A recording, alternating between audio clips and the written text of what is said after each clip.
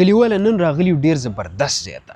د پاکستان د ټولو نه غټ پارک ته، د پاکستان د ټولو نه پیسفول پرامن پارک ته راغلی. F9 پارک اسلام آباد. هغه پارک کم چې د اسلام آباد ایز ا پیپړو کار کوي، مطلب دا د دې هوا فلټر کوي. نن به موږ په دې کې سایکل چلو، په سایکل باندې به ګرځو، د دې ښایسته ځایونه، کارنرې، خفیه ځایونه دا ټول به ایکسپلور کوو او ګرځو به پکې. خو تاسو ته پته شته چې دا د نیویارک د سنټرل پارک نه هم د ایریا په لحاظ د هغې نه هم غټ دی، او د ایشیا ساوت ایشیا نه ساوت ایشیا کې هم دا د ټولو نه غټ پارک دی.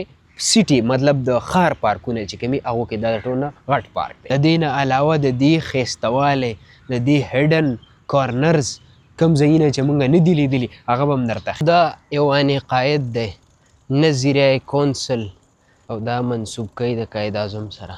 ورته وښیم دا ستا شو ایواني قائد. دلته ښایسته لایبرري ده او راځه سټډي پکې کوه. د دې پارک افیشل نوم فاطمه جناح پارک دی، کوم چې د قائد اعظم د خور د نوم نه وروسته هغې په نوم باندې ایښلی و.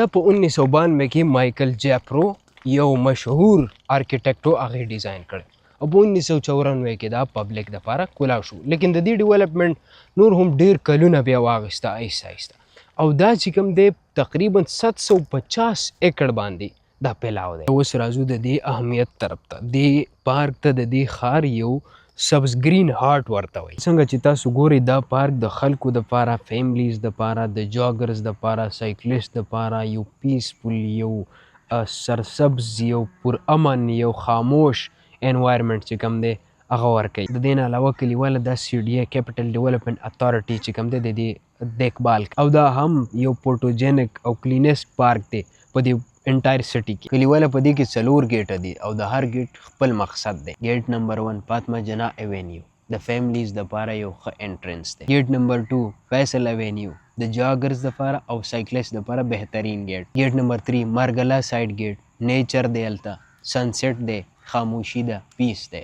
ګیټ نمبر 4 خیابان اقبال، چرته چې میکډونلډ دی او میگا زون دی، مشهور دی د فوډ دپاره او کټس دپاره. دې خبرې ته راځو چې دا یو ښه پارک ولې دی. دا یو ښه پارک ځکه دی چې دلته ویډیوګرافي، پکنیک ته راشه، اوټینګ وکړه، ښایسته اوټینګ وکړه، ایکسرسایز وکړه، نیچر انجوای کړه، سنسیټ انجوای کړه، هر څه دلته موجود دي. په دې کې جاګینګ ایریا شته، سکیټ دپاره پکې ځای شته، کډز پلی زون پکې شته دی، د ایکسرسایز دپاره هم پکې سیټ اپ شته دی په هر ګیټ کې تقریبا. په دې کې چې کوم میګا زون دی په هغې کې دننه سویمنګ پول دی، باولینګ دی، سنوکر دی پکې، گیمینګ ایریا ده پکې، او دا ټول پارک کلیواله د کیمرونو کنټرول دی او د فیملیز دپاره یو بهترین ځای دی. په دې پارک کې د ټولو بهترین څیز سنسیټ ته چې زما شاته دا کتی شي، دا په دې ټول اسلام آباد کې یو بهترین ویو، یعنی نیچر هم دی او پیس هم دی، او سنسیټ چې کوم دی دلته ته بهترین انجوای کولی شي. دې نه علاوه دلته د انټرنیشنل سټیډیم جوړېدو خبرې هم روانې دي. CDA او PCB په دې باندې خبرې کړي دي.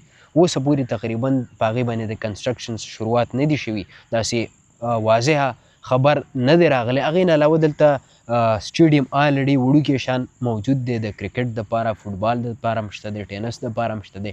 نو پلی ایریاز پکې آلریډي شته، خو دې چې څومره غټه ایریا ده نو ډېر زر پاسبل ده چې دلته یو انټرنیشنل سټیډیم هم جوړ. څنګه چې ما مخکې وویل چې دا په پاکستان کې د ټولو نه غټ پارک دی، اربن پارک، او په ساوت ایشیا کې هم د ټولو نه غټ پارک دی، یعنی انډیا، بنګلادیش، افغانستان، سریلنکا، داسې یو څو نور ډېر شي ملکونه دي چې په هغې کې د ټولو نه غټ پارک چې کوم دی ساوت ایشیا خبره کوم، د F9 پارک، اربن پارک خبره هم کوم. دا وګوره کلیواله په بینچونو کې واښه راختلي دي، هر ځای کې د بوټو لاندې یو ښایسته ایریاز کې به تا ته بینچونه میلاویږي، ترته چې ته ستړی شي او ریسټ هم کولی شي. کلیواله دا و F9 پارک، کوم چې صرف پارک نه دی، د اسلام آباد یو هارټ بیټ دی چې څوک ښه نه محسوسوي یا هغه اوټینګ کول غواړي یا راشي.